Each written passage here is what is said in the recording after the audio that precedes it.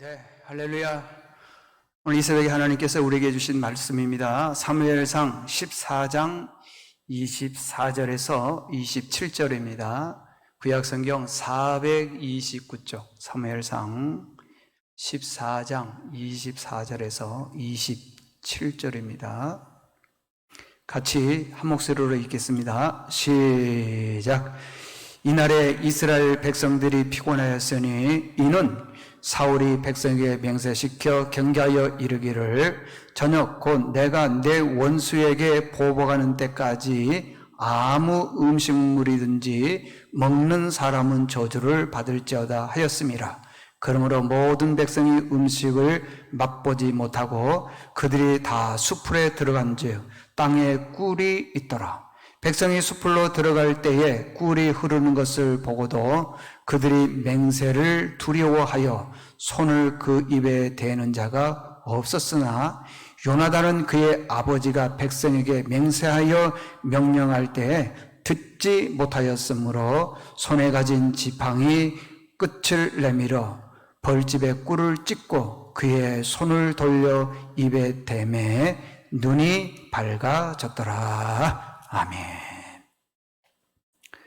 오늘 말씀은 아버지의 말이 아들을 죽이다. 아버지의 말이 아들을 죽이다. 라는 말씀으로 하나님 말씀 전하겠습니다. 성경에 보면은 말에 대한 내용이 참 많이 나와 있습니다. 왜 그럴까요? 말이 중요하기 때문에 그렇습니다. 말 한마디로 사람을 살리기도 하고, 말 한마디로 사람을 죽이기도 하고, 말 한마디가 사람을 기분 좋게도 하고 또 속상하게 하기도 합니다. 야고보서 3장 7절을 보니까 여러 종류의 짐승, 새, 벌레, 바다의 생물들은 다 길들일 수 있지만은 혀는 능히 길들일 수 없다. 그렇게 말하고 있습니다. 혀가 뭐냐 하면은 성경에 보니까 쉬지 아니하는 악이요 죽이는 독이 가득한 것이라고 그랬습니다. 그런데 이 혀로 하나님을 찬송하고 사람을 저주하기도 한다는 것입니다. 우리가 말을 잘 해야 된다는 것이 얼마나 중요한지를 보여주고 있습니다. 말이 많으면은요, 실수가 많습니다. 말이 많으면은 허물을 드러내기 쉽습니다. 잠언 10장 19절 보니까 말이 많으면 허물을 면하기 어렵다 말씀하고 있습니다. 그러니까 말이 많으면은 나도 모르게 실수하게 돼 있고 죄를 짓게 돼 있다는 것입니다. 끝없이 말만 하는 사람이 있습니다. 말이 해픈 사람이 있습니다. 그 지혜롭지 못하다고 하는 것입니다. 잠언 17장 27절 보니까 말을 아끼는 자는 지식이 있고 하고 싶은 말 다 하는 게 아닙니다. 아껴야 된다는 것입니다. 말을 많이 하다 보면 나도 모르게 거짓말하게 돼 있고 나도 모르게 상대방을 모함하고 비방하게 되어 있다는 것입니다. 말은 그 사람의 인격입니다. 말은 그 사람의 실력입니다. 말은 그 사람의 어떤 모든 모습이라고 하는 것입니다. 어떤 사람은 화가 나도 참고 인내하고 기다리고 하고 싶은 말을 안 하는 사람이 있는가 반면에 어떤 사람은 화났다고 막말하는 사람이 있습니다. 분노하는 사람이 있습니다. 그런데 막말하고 분노하는 그 말 가지고 하나님을 찬송하기도 한다라고 하는 것입니다. 사람을 저주하기도 한다는 것입니다. 이런 사람을 성경에서는 어떤 사람이냐면 아주 미숙한 사람이라는 것입니다. 잠언 15장 1절에 보니까 유순한 대답은 분노를 쉬게 하여도 과격한 말은 노를 격동하느니라. 확실히 그런 것 같습니다. 누가 어떤 말을 할 때 부드럽게 말할 때는 그것이 지적이 되고 또 어떻게 보면 상처가 될 수 있음에도 불구하고 상처로 느껴지지 않습니다. 왜 그럴까요? 말을 부드럽게 했기 때문에 그렇습니다. 그런데 대수롭지도 않는 것 가지고 분노하고 과격한 말을 하게 되면은 상처가 아닌데도 상처가 되더라는 것입니다. 제가 왜 이렇게 말에 대해서 말을 합니까? 사울 왕은 말 한마디로 나라가 망하게 됐고 말 한마디 때문에 그 아들이 죽게 되었다는 것입니다. 오늘 본문은 이스라엘과 블레셋이 전쟁을 합니다. 그런데 사울 왕의 아들 요나단이 아버지에게 말하지 않고 자기를 따르는 사람들과 함께 블레셋과 전쟁을 합니다. 그런데 그 지형, 전쟁하는 그 지형이 어떤 지형이냐 그러면 14장 4절에 보게 되면은요, 아주 험악한 바위산들만 있는 그런 곳입니다. 요나단이 함께한 자들에게 이렇게 말을 합니다. 하나님이 우리를 위하여 일하신다. 여호와의 구원은 사람의 많고 적음에 있지 않다. 하나님이 우리와 함께하기 때문에 우리는 얼마든지 이길 수 있다. 나가서 싸우자 얘기했을 때 무기 든 사람들이 이렇게 말합니다. 당신의 뜻대로 하십시오. 우리는 당신과 마음을 같이 합니다. 나라를 위해서 내가 목숨을 바칠 수 있고, 나라를 위해서 목숨을 바칠 뿐만 아니라 당신의 아버지 사울 왕을 위해서 목숨을 바칠 수 있습니다.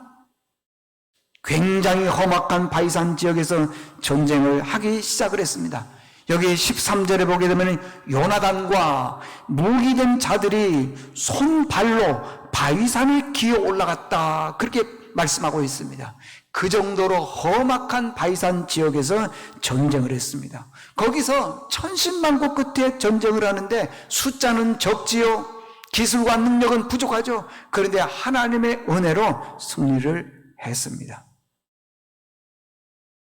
사울이요, 기브아에서 저 멀리 전쟁을 하는 것을 보니까 블레셋 백성들이 죽어나가는 것을 보게 됩니다. 그래서 사울 왕이 백성들에게 묻습니다. 우리를 위해서 누가 싸우러 나갔느냐 한번 확인해 봐라 했더니 확인해 본 결과 그의 아들 요나단과 무기 든 사람들이 나가서 전쟁을 했다고 하는 것입니다.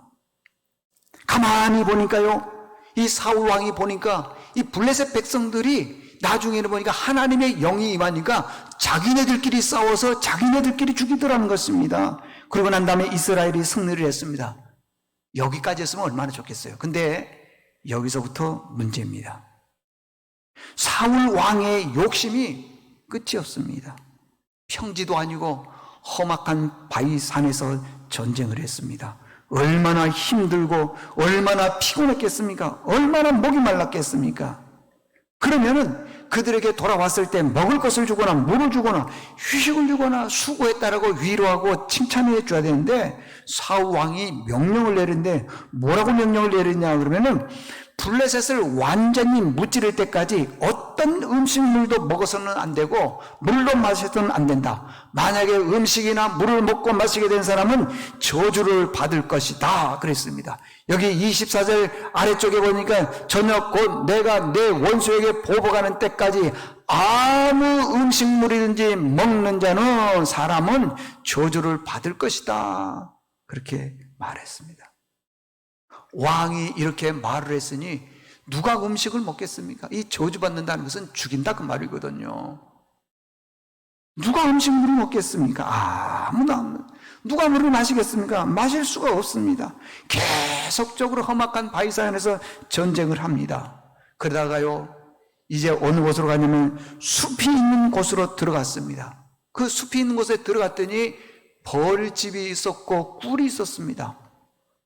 많은 사람들이, 백성들이 먹고 싶지만은 사울 왕이 먹으면 죽인다, 저주를 받을 것이다 하니까 못 먹습니다. 그런데 사울 왕의 아들 요나단은 아버지가 그렇게 말한 것을 몰랐습니다.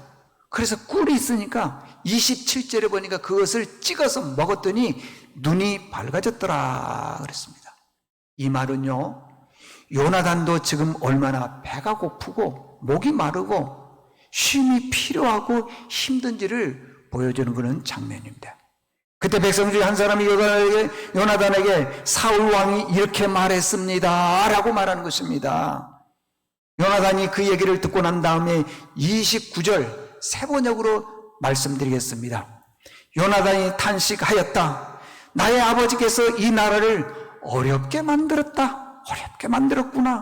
생각하여 보라. 이 꿀을 조금 찍어서 맛만 보았는데도 눈이 번쩍 뜨이고 생기가 넘쳤는데, 그 다음 말씀, 백성들에게 먹을 것을 줬으면은 전쟁을 다 치르고 이기고 승리했을 것이다, 그렇게 말씀하고 있습니다.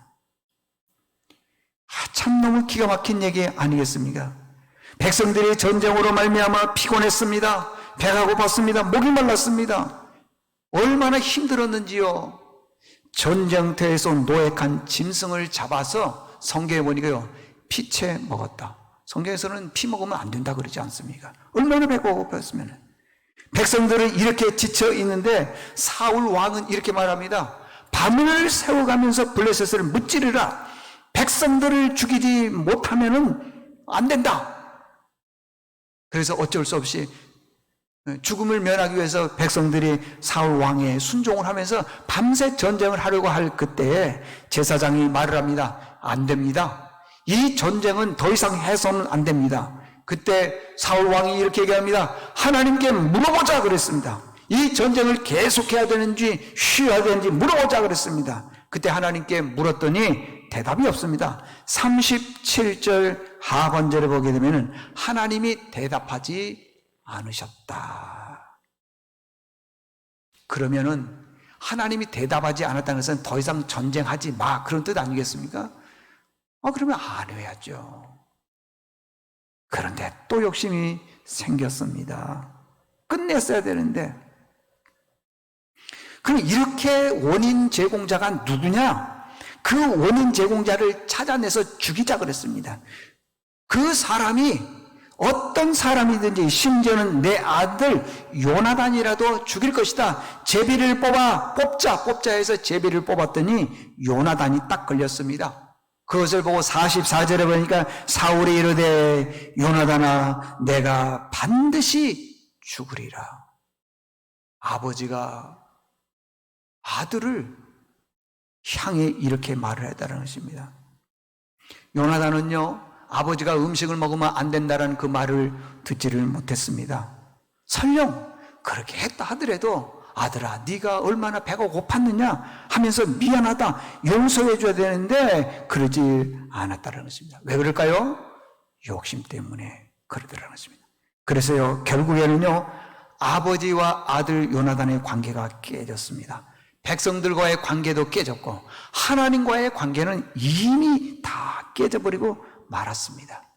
아버지의 말 한마디가 아들을 죽였습니다. 사무엘상 31장 2절에 보니까요, 블레셋 나라가 쳐들어왔습니다.